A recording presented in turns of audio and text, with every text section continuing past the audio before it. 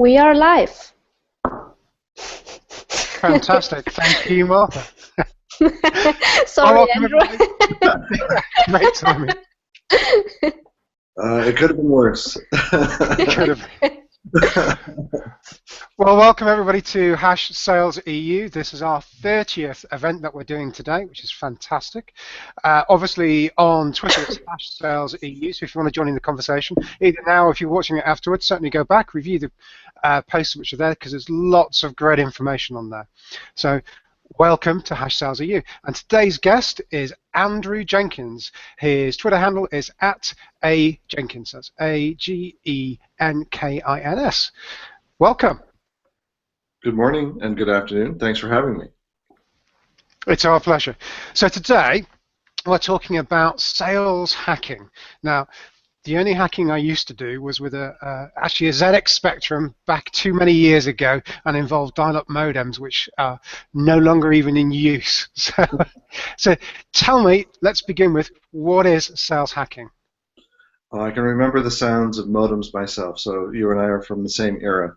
I mean, from my perspective, it's really just the application of disruptive or innovative ways to get a competitive edge in sales, and using what's available, whether it's methodology or tools. Okay, cool. So it's nothing more than just leveraging what's out there already to gain competitive advantage? Well, to build on that, what we're facing is the rate of change, the competitive landscape, the introduction of new tools and technology. People want things faster.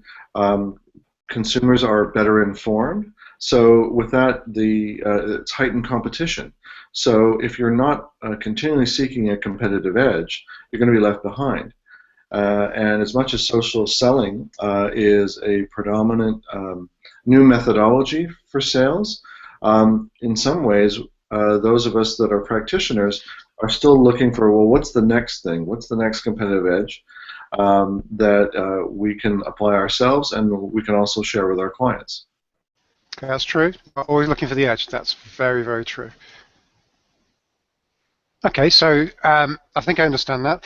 So the only thing I would say, though, is hacking sometimes brings about the connotation of shortcuts. And my experience is that shortcuts don't work that well. What it takes is hard work and graft to be able to make things work. Although you can leverage tools and technologies and methodologies to not necessarily shortcut, but certainly make you more efficient in the way you go about business. Well, I think you used the right word there, more efficient. I'm the first one to say that it's hard work. Not just sales hacking, but like sales. It's not, shortcuts don't typically work. I think if you're applying hacking in a consistent way, and that if, for instance, it's a hack that gives me some data about someone that I then incorporate into the longer sales cycle, then it's still part of that longer process. But when you think about it, whether it's a CRM solution like Pipeliner or the ability to do a deep dive of research on LinkedIn or Google or what have you, think of all those tools that are now at our disposal that 20 years ago, the same research process, how long that would have taken. So absolutely. Whether it's just I'm going to do something slightly different on LinkedIn for my research or Google, or I'm going to take a different do a different query from looking at my pipeline point of view. Those are all informing my sales efforts. And if it's, you call it a hack, but that's one hack today, and I'm going to use a different hack tomorrow. But I'm hacking every single day. Then that's the consistency and the long-term application of it. Yeah, I guess if you take it from that perspective, we all do this on a daily basis. It's just giving it a name, really, isn't it? Yeah, well, and it's in some ways, going back to what I was saying earlier, the competitive landscape makes it necessary. Yeah, absolutely. I completely agree with that, and that's I can certainly see where parts of social selling fit into that whole hacking cycle, and social selling as a method might not completely fit within it, although it's a methodology. But there's elements such as going to somebody's LinkedIn profile to review who they are, what they've done, etc. is a fantastic way of gaining the insights that would be a long-winded way of having to get them previously would be having to call them, do research, etc. Well, taking that example, I go to someone's LinkedIn profile, and LinkedIn tells me what mutual connections we share. Now, I used to work in the film and television industry, and the only way you got work was by who you knew. But I didn't know who you knew until I called you and asked you if you knew of anyone that was involved in a production that might need my help. LinkedIn makes your network transparent to me. I now know who you know. That's a hack in and of itself, and it's data that was never available to me before a decade ago. Yeah, and absolutely. So, it's those kinds of nuggets. The ability to use Twitter to find out who's following a competitor, who's following organizations that would have the same audience that I want. That's all free, readily available data. I just have to apply a hack to get it. Okay, so if I wanted to find out from Twitter who's following my competitors, how would you go about doing that? How would you utilize that hack? There's a couple different ways. You can go to the account itself, and it's more manual, and you can go through, look at their followers one by one. I use a tool for my clients called Social Bro, where I can bring in all the followers of my competitors, and I can analyze them. So I can learn whether or not my competitor might claim to have a very vibrant community, but I can run some analysis and discover that half of their community hasn't tweeted in 6 months. Yeah. So there's another example of technology exists for me to do some research or a hack and find out are my competitors' claims correct. Yeah, absolutely. We just got Bob just come up with a great hack here, which is an app called Rifle, which of course is a free app which turns around and you can basically highlight somebody's name and it gives you their LinkedIn, their Facebook, their Twitter, everything, and gives you a summary of who they are, which is a great tool. Thanks, Bob. I haven't heard of that one. Cool. Okay, so let's move on to number 2. How is social hacking different from social selling?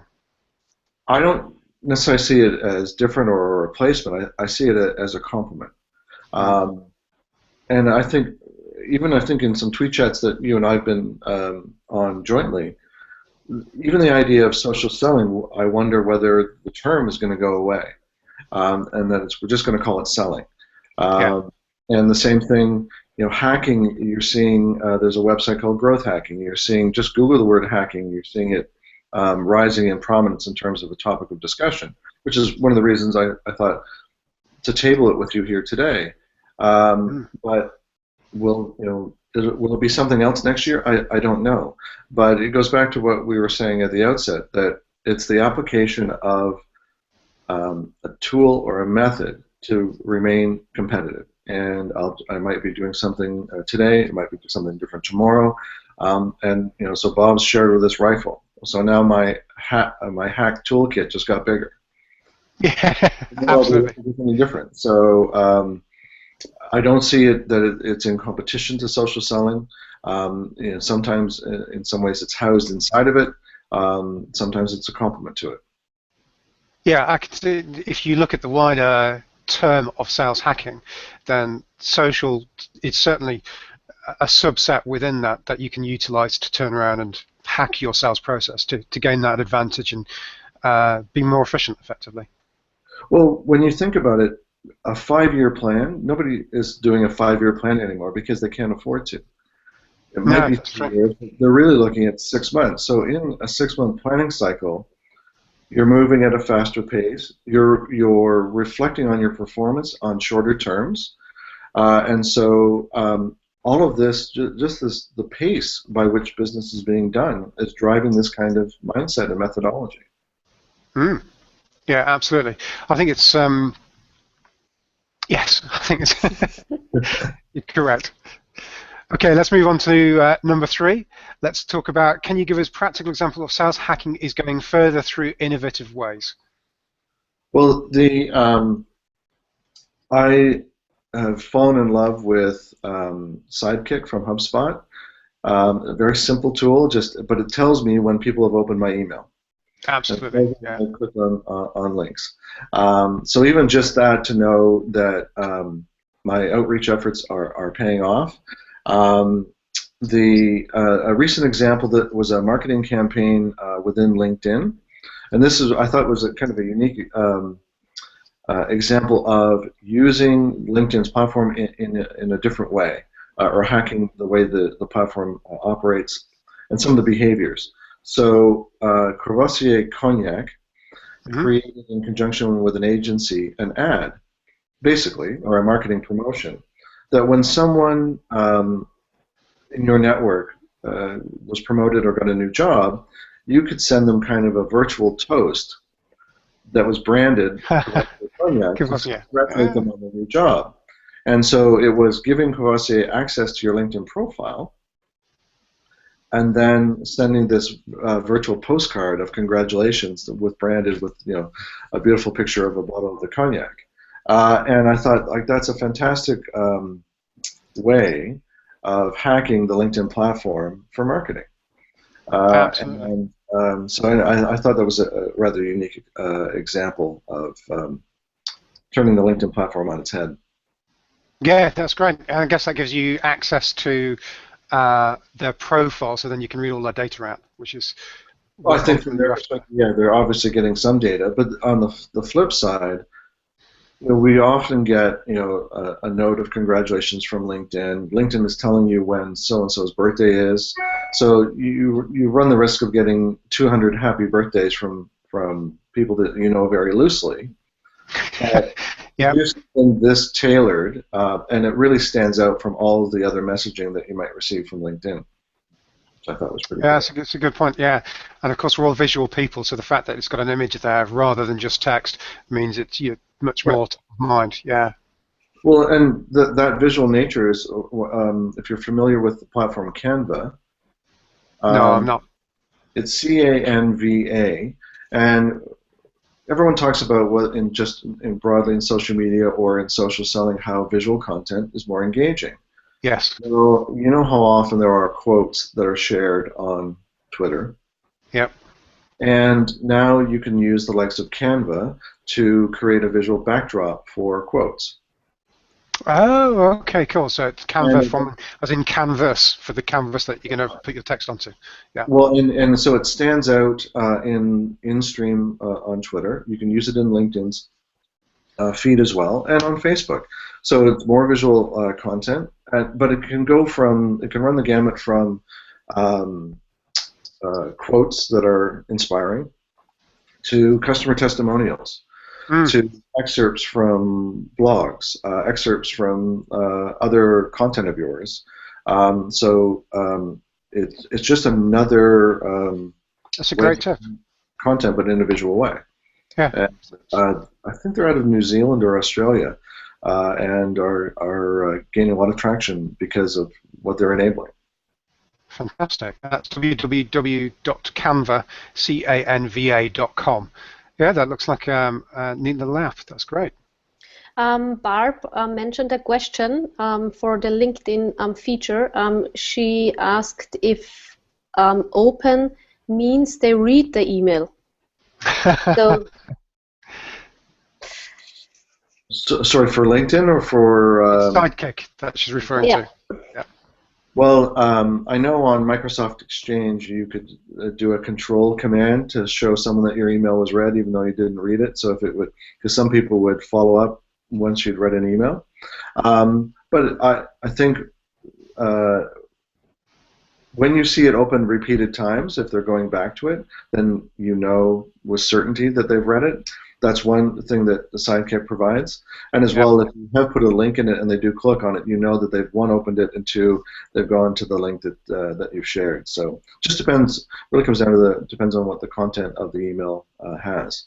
Yeah, I use the same thing. So I use Sidekick. I also use Yesware, which does exactly the same sort of thing. So any attachments that you embed, there's a link through as well, so that if they open the attachment, you get the notification as well as multiple opens, etc.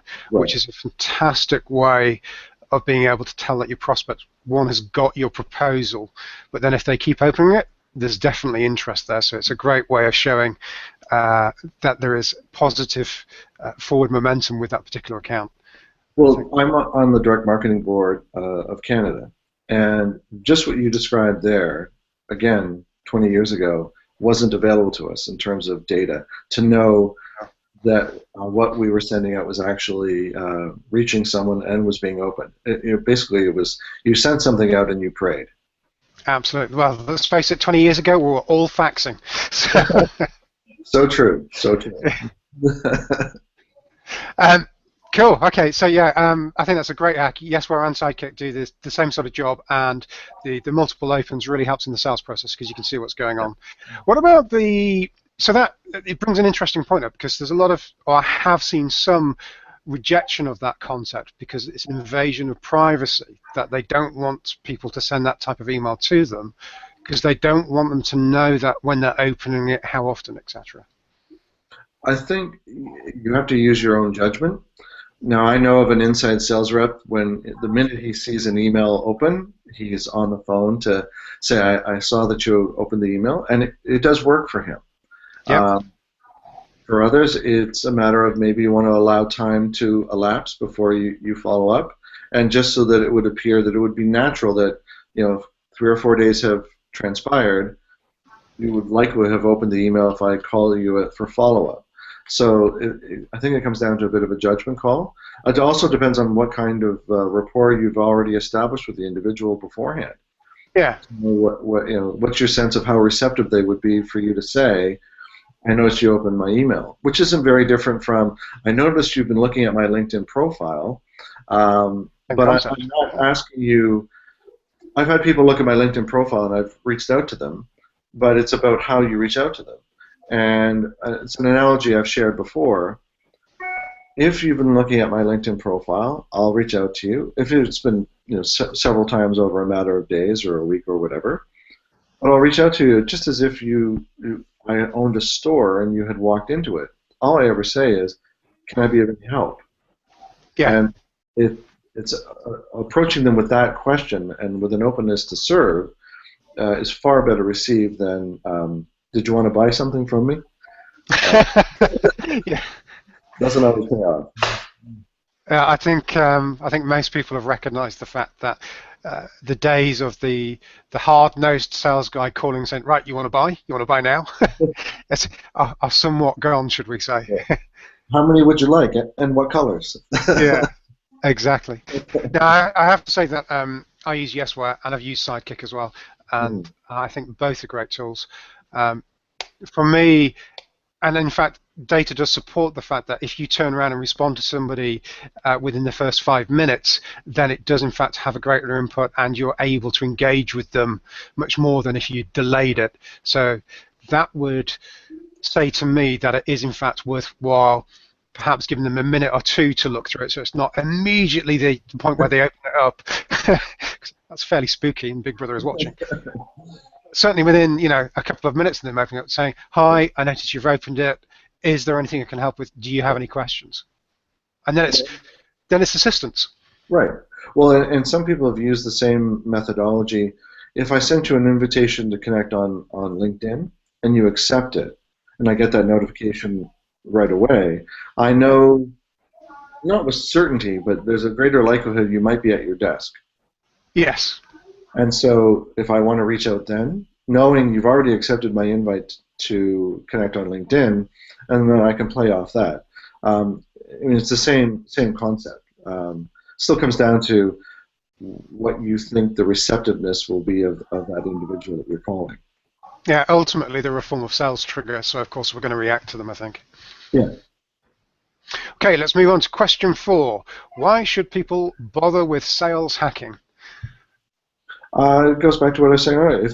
If they're looking for a competitive edge, I do a lot of social selling training of salespeople, and I'm in front of them because of one reason: that whatever they were doing before isn't working like it used to.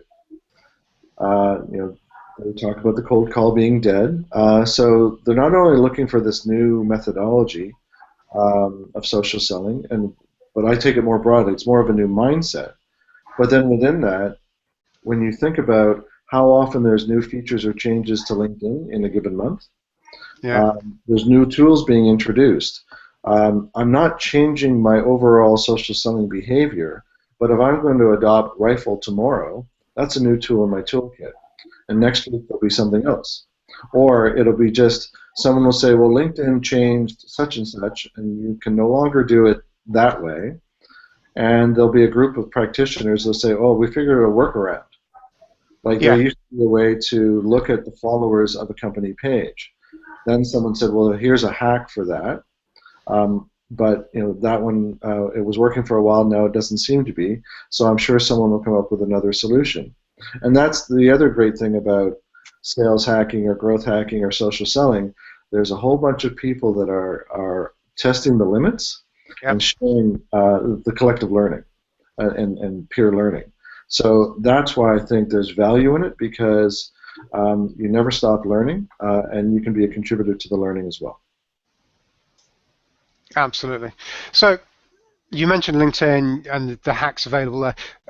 Where do you go to find these different hacks? Is there a LinkedIn group that you remember of, a Facebook group, or? Well, I'm part of two Google Plus groups for LinkedIn. I participate in a LinkedIn chat well, I try. It's called LinkedIn Chat on Tuesday nights, Eastern Time. But the other thing is I just follow a lot of stuff on Twitter. Yeah. I learn stuff from this chat every week as well. Fantastic.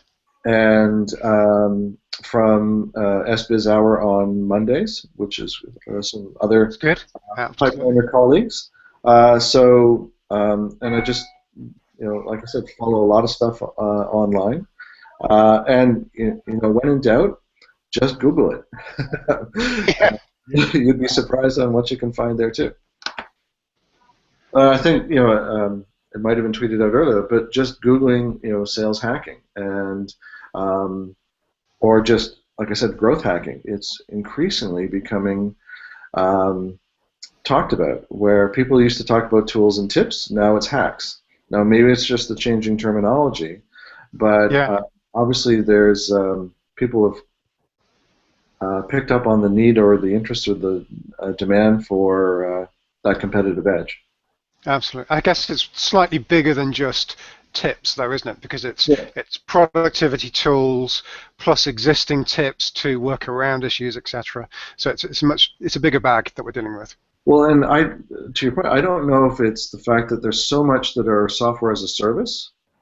So like a LinkedIn platform or Twitter platform where there's these global features, but then you get people looking at them. You get 100 different sets of eyes looking at them, and then we'll come at it with different perspectives and new ideas on how to be innovative with them. Excellent. So I guess, and this is actually question 5 as well, sales hacking, this year's buzz term?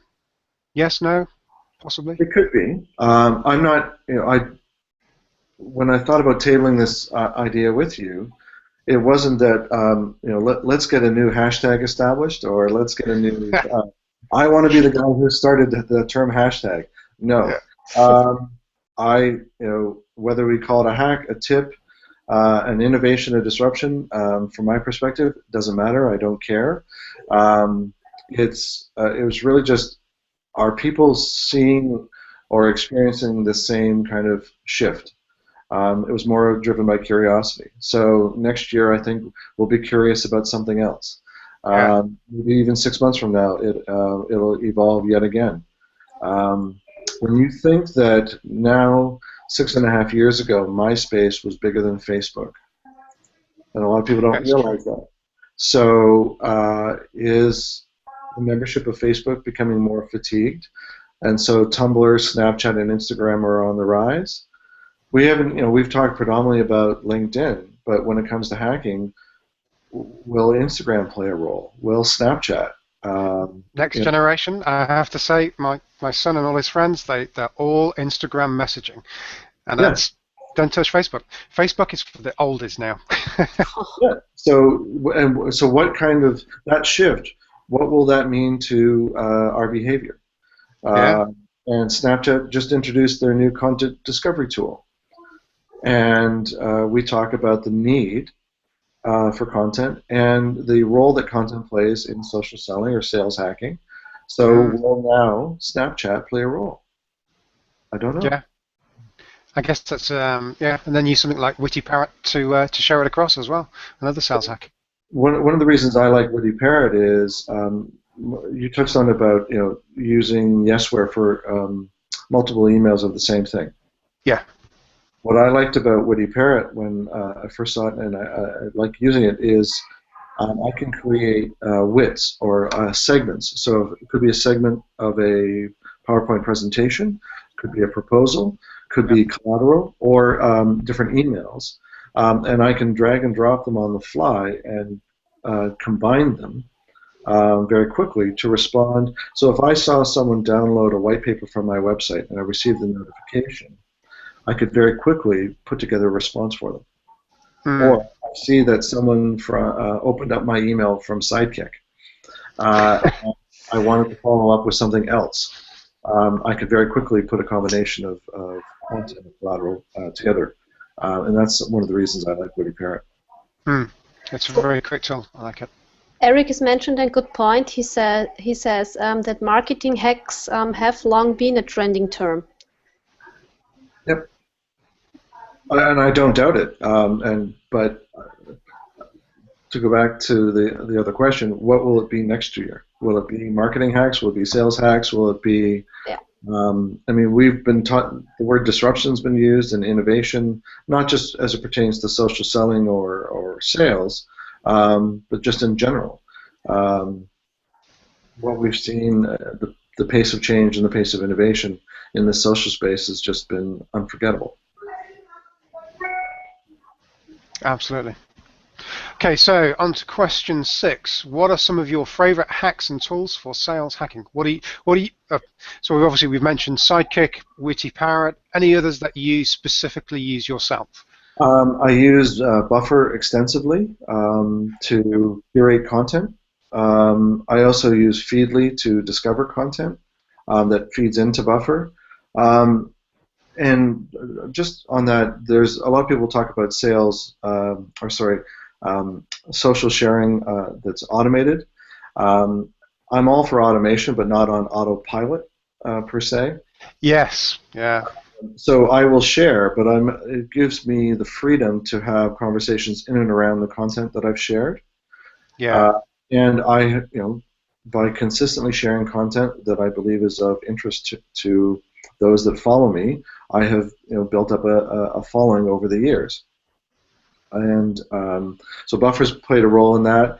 I like if this, then that, or for some automation of tasks. Yep. I've been playing more and more with, I don't know if you would call it Zapier, for some, again, automating some tasks. Yep, in the UK it would be Zapier because it's a Z rather than Z. Right. Well, I'm from Toronto, so we're... Could be anywhere. We use that as well. Yep. And we often forget the power of just a good use of operators for searching on Google. And I use advanced search on Twitter a lot, which is often a forgotten tool. And there was one hack example I wanted to share as well. I was using a solution called Lead Sift, where for a client that was a travel services company, we found someone on Twitter that was asking their followers for recommendations for trips to Italy. And looking for recommendations, places to stay, things to do, 4 to 5 stars, hashtag Tuscany, hashtag Italy, I think. But this was someone who was not following my client. She was asking her followers. We discovered that tweet and responded with a blog post saying, here's a blog that shows some things to do, places to see. We're here if you have questions. We're here to help. We led by being of help, being of service. Being helpful. Absolutely. But we were one of 5 competing companies that responded to that same tweet. Yeah. So through the use of technology, we discovered a sales opportunity that we would not have found otherwise. But why is sales hacking important? It's because it has the potential to find you sales opportunities that you wouldn't have known about otherwise. But it also shows you how competitive the landscape has become if 5 competing companies responded to the same person. Yeah, particularly on social media, you have to be quick to get in there, I think. Well, and I think about how many other companies didn't even know that person had made such an inquiry. Yeah. No, I think that's really key. I use Hootsuite on a daily basis to monitor for keywords. Exactly the same sort of thing. People who are looking for CRM systems or sales enablement, and every day there's a response I can put out there and engage with people, which is fantastic. And you're right. Yeah, it's. I also use Buffer on a daily basis, and I get my regular blogs I put into Feedly, and that gives me the synopsis, so it's quick and efficient to read what the blogs are that I'm then pushing into Buffer. So I think you're right. It's about being more efficient rather than being a robot, so that Right. you can turn around and do that and maximize your, in our case, sales time, rather than spending the entire time searching for blogs, posting blogs, etc. But in the process, you're still building up what is referred to as thought leadership. You become known as a Yeah. source for a particular kind of content. Yeah. And marketing love it because it provides quite a few inbound links. Exactly. Cool. But, Let's move on to question 7. Is there more than just sales hacking? So we've talked about growth hacking as well, haven't we? well, I mentioned that there's the one website, growth hacking, and that covers the whole gamut of hacking. When you follow people that talk about startups that are, and I'm working with a client right now that's a startup, so they're unknown. They're trying to build an email list of potential users and subscribers. They are trying to raise awareness for who they are and what they do. So you pick the front that they're trying to battle on, and there's probably hacks related to it. Whether it's from the outset of an email introduction right through to customer retention. There's probably going to be hacks at every stage of the relationship with a customer. So whether you're in growth mode, retention mode, there's tools, there's methods of hacking to assist. Yeah, so it's really business hacks rather than just sales hacks, isn't it? Although if you're in the sales team, you look for sales hacks. Otherwise, it's business hacks. Yeah. I guess we're looking for next year. It will be marketing hacks. Well, exactly. So if you're trying to build an email list, or you've introduced your solution to people, they're downloaded your white paper, what can you do? Like, I'll call them conversion hacks. So now there's CRO and there's like I said, at every stage of a relationship, there's probably a hack or multiple hacks that can be applied. Excellent.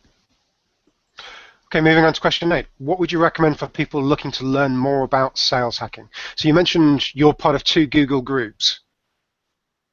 I would, yeah. So one I think is LinkedIn Experts, and then I'm forgetting the name of the second one. I just go to my. We'll share it with the hashtag later. Okay, cool. And, the LinkedIn chat. Follow the hashtag tools chat, and I've often said to people, if you can dream it, there is a tweet chat happening under that theme. So somewhere. Yeah. I suspect there's probably a hack chat that I haven't looked up yet, or maybe growth hack chat or something along those lines, or just Google it. And the website Growth Hacking is pumping out content related to hacks. As well, just talk to your networks.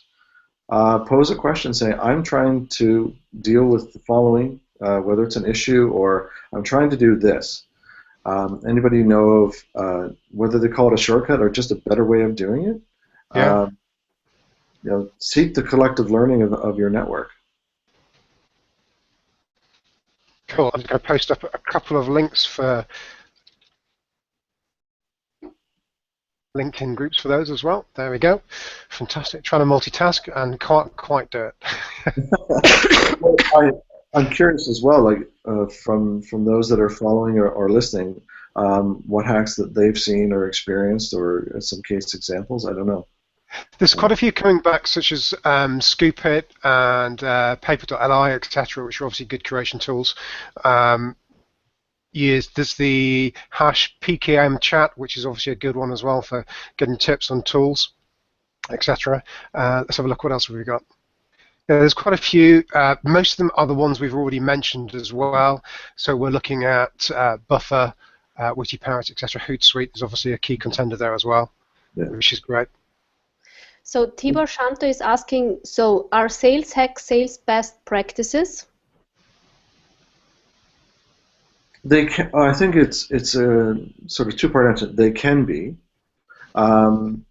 Sometimes a hack is just the doing something in the moment, and it may not be repeated. It may be, I'll call it situationally specific. So it may be a hack that is only applicable for one particular client or one particular sales situation, and then I may not use it again for a while or ever. But it helped me overcome a particular obstacle in that sales situation. I hope Absolutely. It depends on how different your clients are. We're often now taking more of a consultative approach to our sales. It's more of a solution selling. Social selling is about serving first and being helpful. And so that can mean that a sales hack is different from one customer to another. Yeah.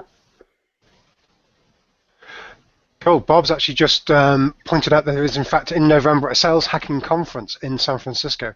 And I know that I did look into that previously, and there's quite a few people that actually attend that. Fairly well-known companies as well. I think you've got Salesforce going now and a number of others. So hopefully, Nicholas, Mr. Boss, you can send me to that one as well, because San Francisco sounds good right now. Well, I hope it pays off. Be sure to tweet from there, and I'll have to look into it as well. So that's November of 2015. Yep, absolutely.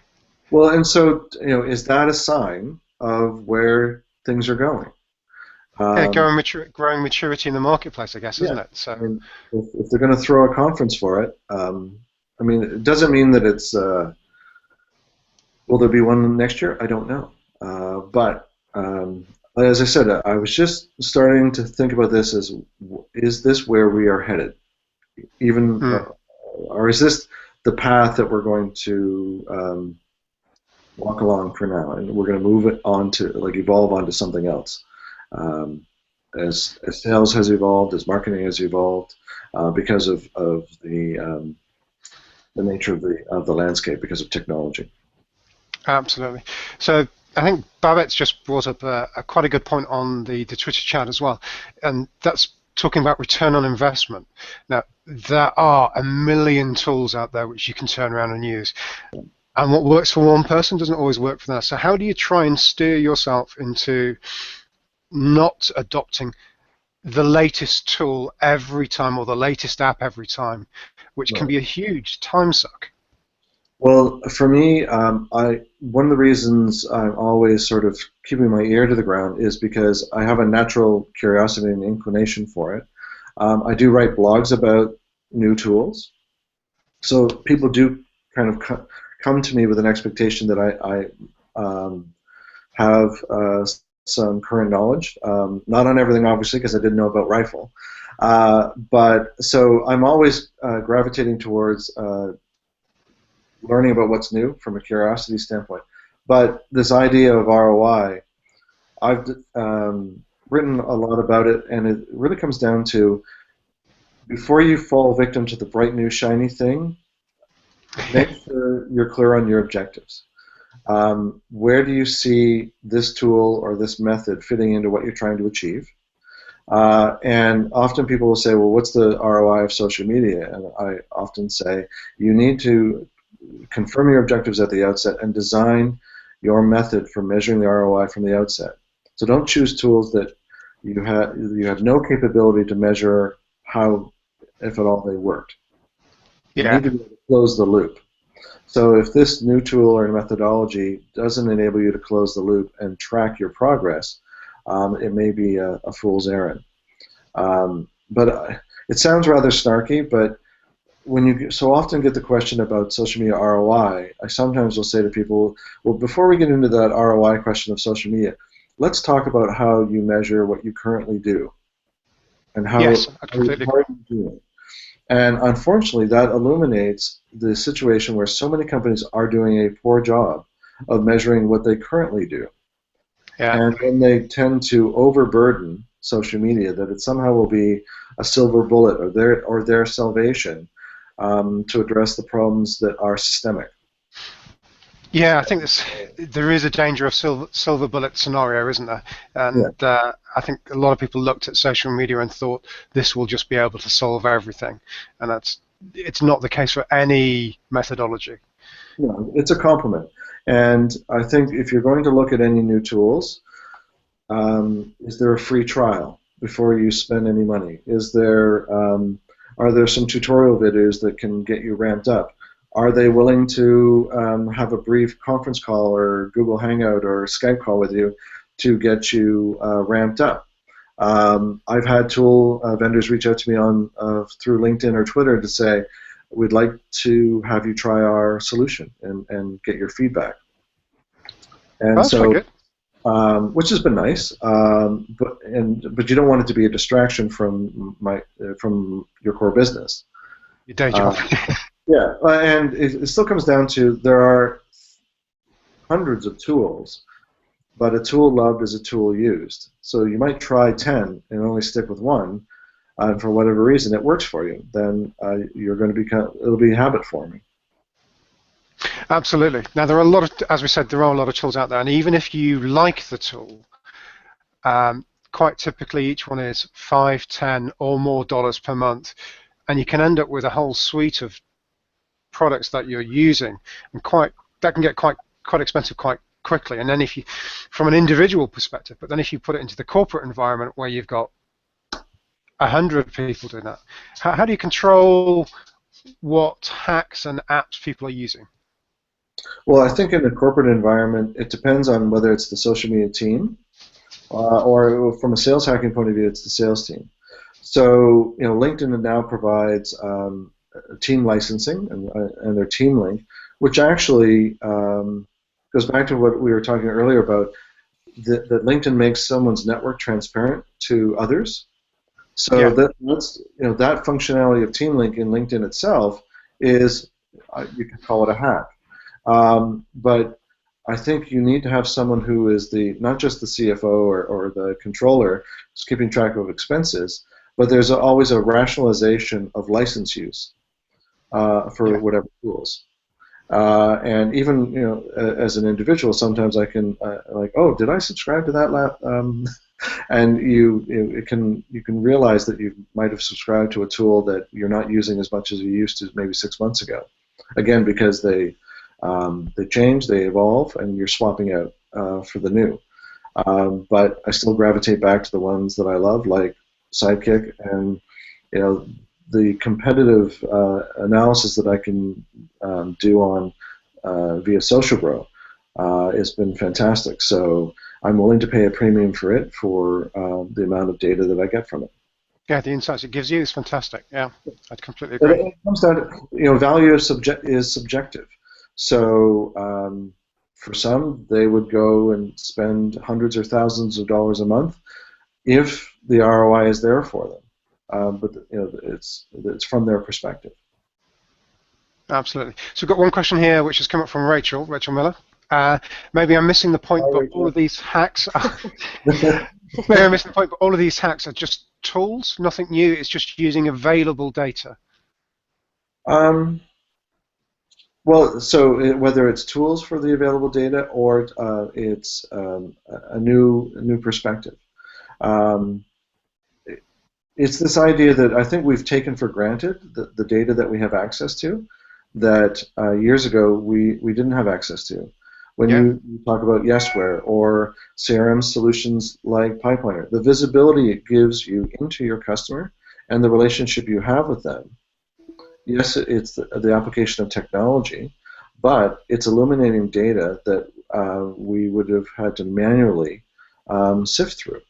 And what we're gaining from it is actionable insight. And there's, to touch on the idea of ROI, there's the ROI. So tomorrow, will there be a new tool? Quite likely. But even before then, because of the reams and reams of data that is being generated every single day, we are being faced with the issue of sifting through it all for actionable insight.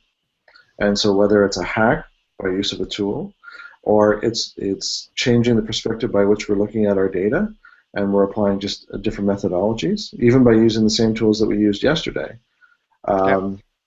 we're hacking away through the brush. Yeah, I would agree with that. And in actual fact, you can do exactly the same job as somebody else, but in a slightly different way. We found that with Pipeline and CRM myself. We had something in our product called a buying center, which is great for committee buying or large-scale purchasing decisions. And our CMO came up with a graphical way of mapping that out, so you could visually see at a glance who's in the buying process, where they are, and what their role in the sales process are. And that's fantastic because, other systems do it, but they do it as text-based. Right. But to visualize that is much, much stronger, and you can look at it at a glance and see what's going on, see who's missing from that community, rather than having to work out. It's there's a book which is about websites, which is called Don't Make Me Think, and it's a fantastic. It's a fairly old one, but the core concepts are absolutely spot on, and it literally is don't make me think. And the more visual you can be, the better it is, because then you can process it so much faster than having to read text. So I think a lot of tools these days are not necessarily new in concept, but their approach is different and new, and that makes them much more usable and enjoyable to use. Well, and if we put tools aside for a second and we just think about the terms scenario planning, how long those terms have been around, and it really pertains to looking at, if this happens, what would the likely outcome be? And you look at multiple scenarios, and that informs your planning. It might inform your strategy. It might inform your risk thresholds. But that's all predicated on data. And so again, it's the perspective a company or the individuals within it will take on the data. And so if you want to hack your scenario planning or hack your strategic planning and get different perspectives, it will inform your thinking going forward. So Tibor has mentioned a statement. I hope I will speak it in the right way. A fool is a tool is still a fool. It is about execution. Everything else is just talk. I agree 100%. That it's very easy to go chasing the bright new shiny thing. I remember a friend of mine who was in web design was called into a law firm to answer their in-house designer and social person about some tools and methods and a variety of issues. And they were arguing for the use of some tools and so on that were more expensive. And the partner in the law firm turned to the person who had facilitated the meeting and said, "You cost us more in this meeting because of all the lawyers around the table than the tools that you want to use. Don't ever call a meeting like this again." And unfortunately, they were clouded in their thinking about tools and the bright new shiny thing that this firm needed to implement. And the client couldn't care. It was about the value of their time. And so you have to make sure that you're, when you talked about how do you make sure you're not wasting your time looking at a new tool and having it be too costly, as Tibor says, a fool with a tool is still a fool. I think you have to approach it with the right perspective, and it always comes back to, what are you trying to do? What are your objectives? And make sure that you're clear on that, And if the solution you're considering is in line with that, then fine. But if it's not, or you can't be certain about it, then I'd be cautious. Yeah, I guess that's the danger as well, isn't it? Is that you turn around and you see a post about a new tool, rifle, or whatever it happens to be, Hootsuite, Witty and you adopt it without actually understanding the premise on what it's brought to the table with, and you don't necessarily get the background of best practice on how to use the tool. So then it becomes very much an education process to ensure that you do understand how to apply the tool rather than having to work it out for yourself, using bad practice or whatever it happens to be. Well, and I'm working with a software as a service startup right now, and so we're going through the user testing with them. And it's refreshing to watch a variety of different people provide feedback. Either they've gone off on their own to try it, or I've watched over the shoulder of some users and recorded them to see how they're doing. And again, you take for granted how I might use a tool or use a new solution, and someone goes at it completely differently. And that goes back to the don't make me think. So again, you're reminded, okay, no, I thought that was a given. To have it, a button in that position or that size or that color, and then you realize, oh, we were wrong, we were misinformed. Yeah. So you've got to be careful. Yeah. Martha, did you have a question?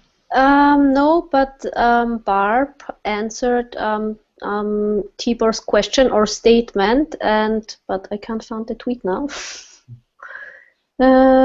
And she says that it has a lot of to do also with strategy and with the goals, and she asked about some thoughts about that. So tools are about execution, but it depends also on the strategy you have.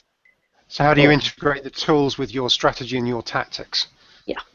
Well, again, it goes back to what I was saying. Be clear on what you're trying to do. What are the objectives? Strategy is the overarching, but the tools I would say are tied to the tactics. So it's all well and good for me to say my strategy is to grow my community.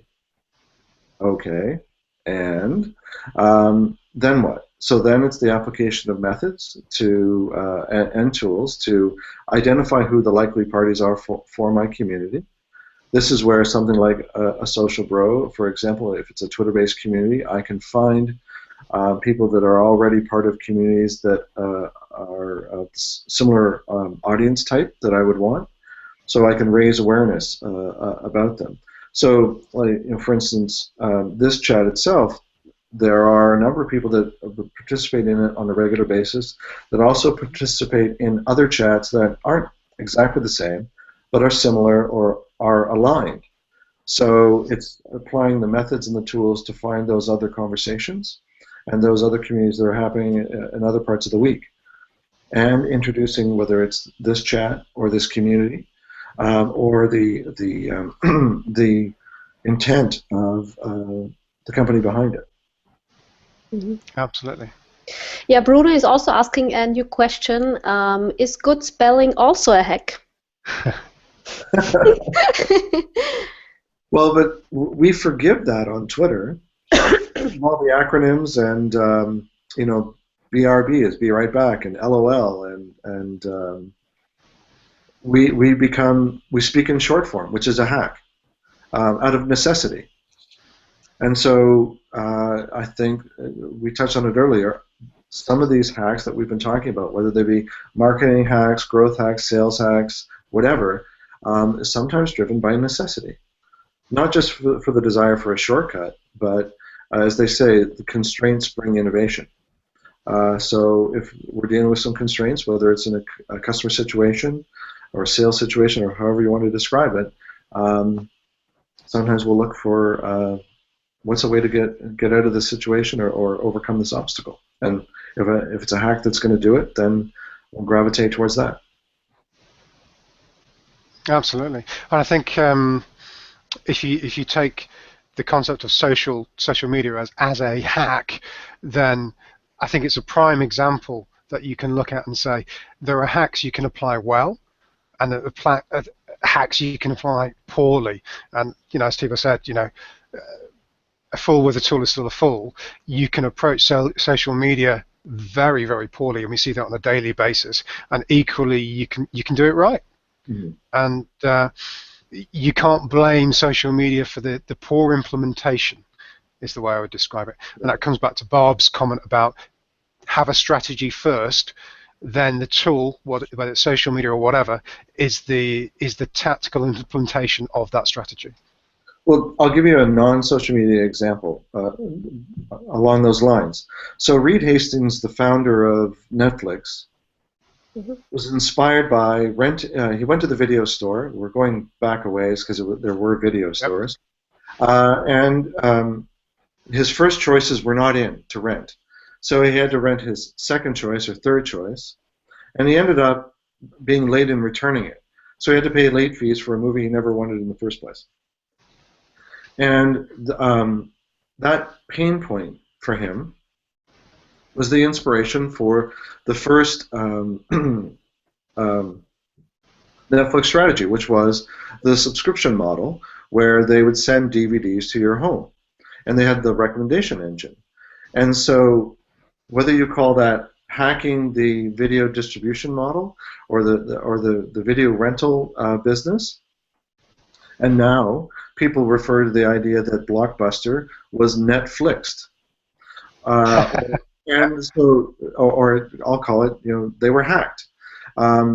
Their business model was disrupted. And Amazon has done it to books, and the Huffington Post and Mashable and so on have done it to many newspapers and magazines. So it's not so much about social media, and it's not so much about sales hacking. In broad terms, it's the disruption to conventional business models and strategies, to Barb's point. Fantastic. That's great. Okay, well, thank you very much. We're coming to the end of another session of Hash Sales EU. So, Andrew, we didn't give you a proper introduction. I am aware of that. So your website is www.volterraconsulting.com. So that's VOLTERRA consulting.com. Right. And so your hashtag, is there any particular Twitter account? It's A Jenkins. Is there one for Volterra Consulting? Yeah, A Jenkins is the predominant one. And they can look me up on LinkedIn or about.me/Andrew Jenkins as well. Fantastic. Now, is there any particular information on your website that people can download in regards to sales hacks, or any information on there that we can look at? I would probably look at some of the posts on my LinkedIn profile, or some of the contributions I've made to steamfeed.com/Andrew Jenkins. I'm an author and contributor there. Oh, fantastic. Cool. What's the best way to find you on LinkedIn? It's linkedin.com/Andrew J. Jenkins. Andrew J. Jenkins. Fantastic. If you Google Andrew Jenkins, my LinkedIn profile will come up on the first page, as it should. Absolutely. Yeah, unfortunately for myself, there's a famous photographer in the UK called Richard Young as well. So he comes up first all the time now. So well, I like to joke there's a younger, much better looking actor. When you Google Andrew Jenkins, he comes up, his IMDb profile comes up, and there's a real estate agent in Australia as well. But I still end up on the first page. That's all that counts. Excellent. Yeah, you got to be number one. Brilliant. Well, thank you for your time, Andrew. That was fantastic. I now know a lot more about sales hacking, and I have to say I will keep an eye on that hashtag. It would be great. Would you like to do a blog post for us on our website about sales hacking? Because that would be a great idea, I think. I'd be happy to. I've been a contributor in the past, so happy to do a post on sales hacking. Great. That would be fantastic. Sorry to put you on the spot there. No, that's okay. I'll talk to Alison about it. Cool. Sounds great. Thank you for your time, everybody. My pleasure. Thanks so much. Cheers. Bye. Bye.